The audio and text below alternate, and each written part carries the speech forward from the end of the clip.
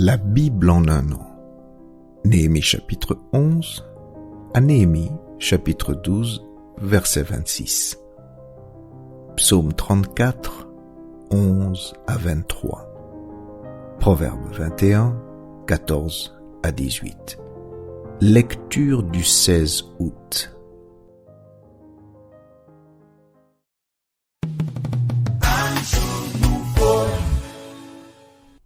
Corinthiens chapitre 10, versets 14 à 33. C'est pourquoi, mes bien-aimés, fouillez l'idolâtrie. Je parle comme à des hommes intelligents. Jugez vous-même de ce que je dis. La coupe de bénédiction que nous bénissons, n'est-elle pas la communion au sang de Christ? Le pain que nous rompons, n'est-il pas la communion au corps de Christ? Puisqu'il y a un seul pain, nous qui sommes plusieurs, nous formons un seul corps, car nous participons tous à un même pain. Voyez les Israélites selon la chair. Ceux qui mangent les victimes ne sont-ils pas en communion avec l'autel? Que dis-je donc? Que la viande sacrifiée aux idoles est quelque chose, ou qu'une idole est quelque chose? Nullement. Je dis que ce qu'on sacrifie, on le sacrifie à des démons, et non à Dieu.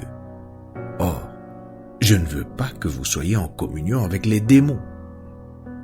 Vous ne pouvez boire la coupe du Seigneur et la coupe des démons. Vous ne pouvez participer à la table du Seigneur et à la table des démons. Voulons-nous provoquer la jalousie du Seigneur? Sommes-nous plus forts que lui? Tout est permis, mais tout n'est pas utile.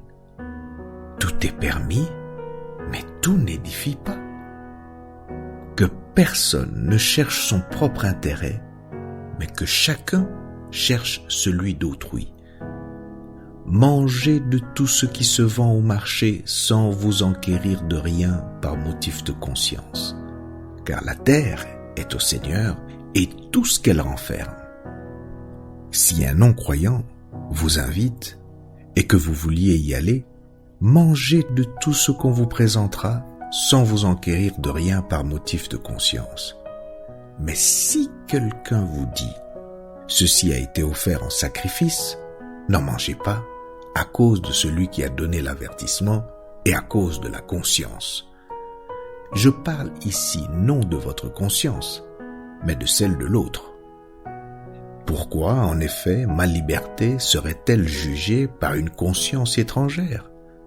Si je mange avec action de grâce, pourquoi serais-je blâmé au sujet d'une chose dont je rends grâce?